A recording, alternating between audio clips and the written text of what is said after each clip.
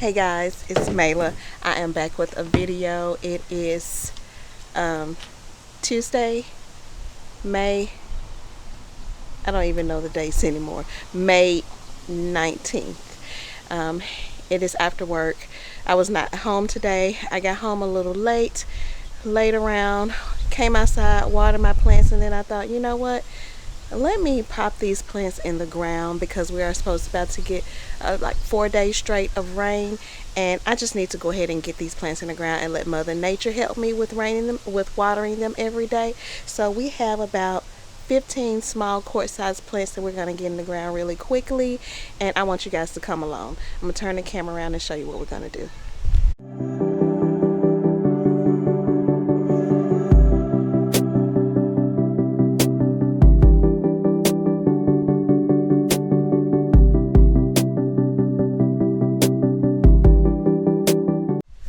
So here I have some Dianthus, I have some Lamium, a bunch of Dianthus. This is 4 of this one. This is from Lowe's, the Kahori Scarlet Dianthus. This is a perennial. I have 4 of those. And then I have 4 of this one. This one is so pretty. It's called Fruit Punch Classic Coral Dianthus. This gets 8 to 10 inches high, and I believe 8 to 10 inches wide. It's like a mounding effect also. This is a perennial as well. I have 3 of those. I have 3 other bigger Dianthus already in the backyard that I'll show you, and I have 5 of these Lamiums. These are the pink Chablis Lamium, and this is gonna go in my shade area. So I have 5 of these. They're really small. It won't take much. And then I have 1 Hosta. This is the Dream Queen. It's a Dream Queen Hosta that I'm going to pop in that same area. So we're gonna go ahead and get all these in the ground quickly and try to get this all done about 45 minutes to an hour before it starts to rain. All right.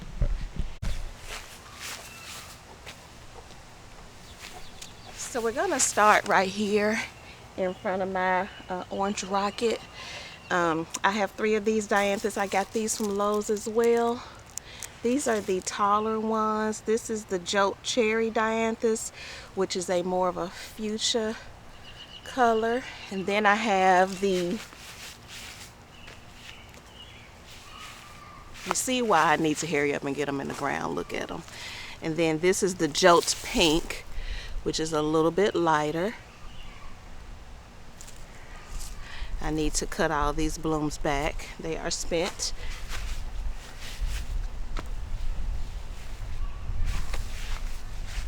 And then I have the Rockin' Pink Magic.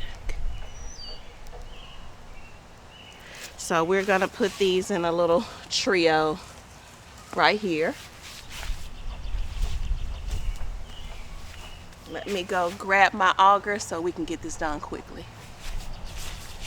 Well, the auger was not put together. I do not have time, so shovel it is.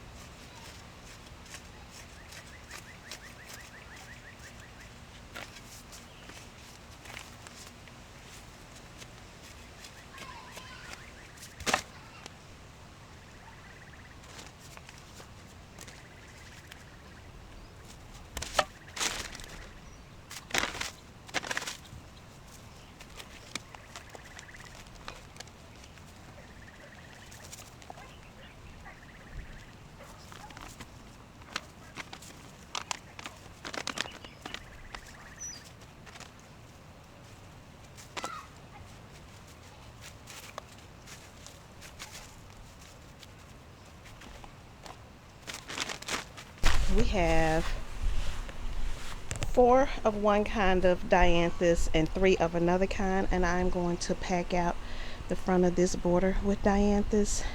I think I'm going to put the 3 variety here, and then I'm going to put the 4 variety here in front of the gar, or whichever one is the smallest, grows the smallest, I'm gonna put in front of the gar, because gar grows a little bit bigger. And then the bigger version I'm gonna put in front of the rose. So let me check that, and then we'll get all 7 of those planted. This is great to see.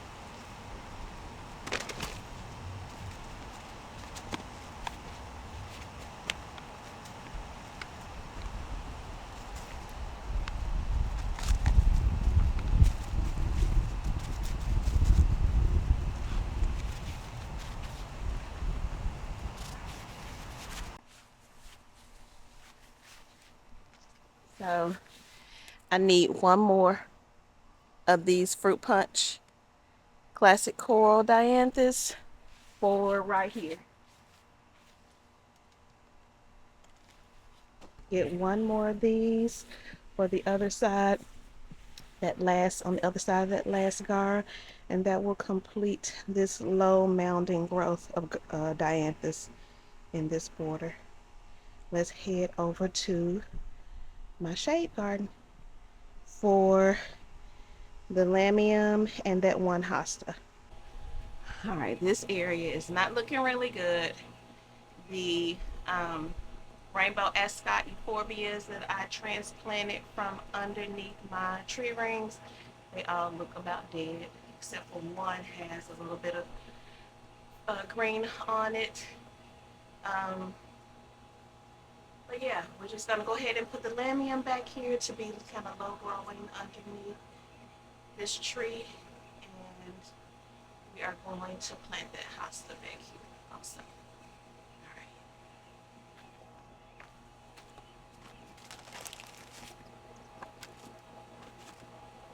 Got a lot of weeds to pull. I have not gotten to this cleaning up this bed yet. Then we're gonna mulch.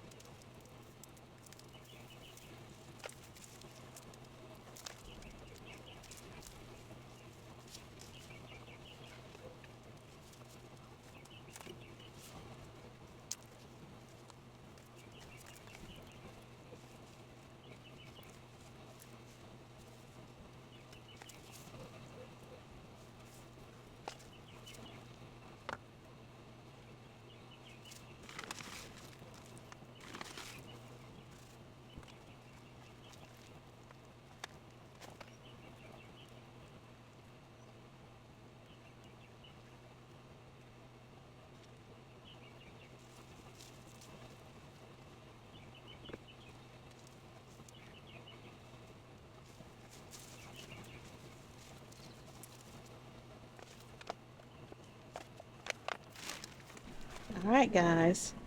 So here we go. This is my shade garden. I was able to get that hosta in the ground, and I put it back there because when I looked at the tag, I did not know, but it's supposed to get any like 28 inches high and 60 inches wide. So that's gonna be a big boy. So I tucked it back there. My oak leaf hydrangea, I'm gonna find a way to stake it up so that it's not laying down on the ground. But y'all look at these blooms. Like, just for reference, like this is my hand. Like, look at this huge bloom. One was so big when I picked it up the other day. It snapped in half, the stem, so I took it inside and I have it as a flower arrangement. But that one over there is absolutely beautiful.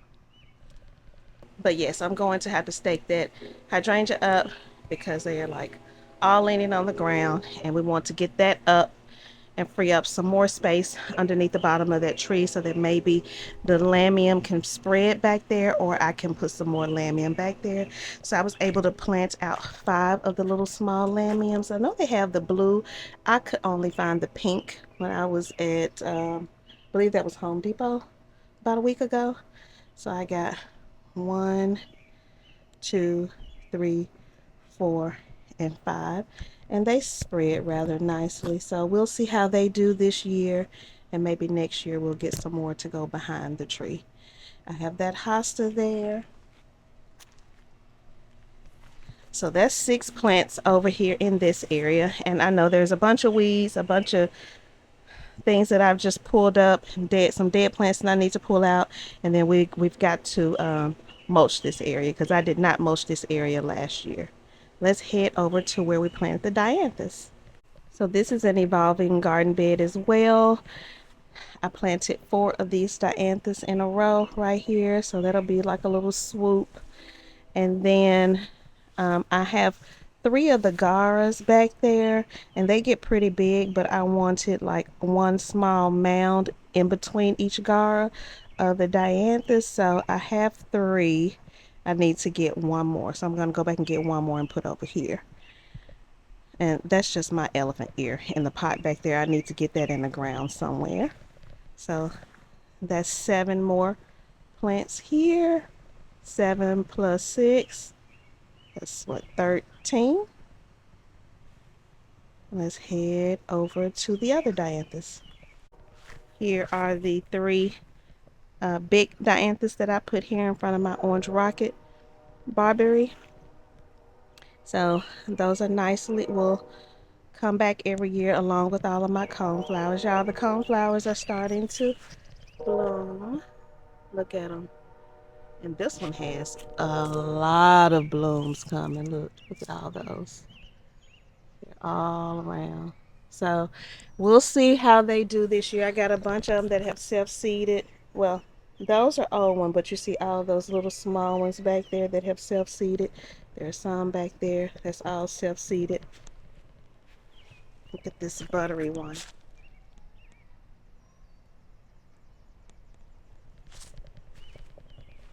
Here's another one over here that's starting to bloom.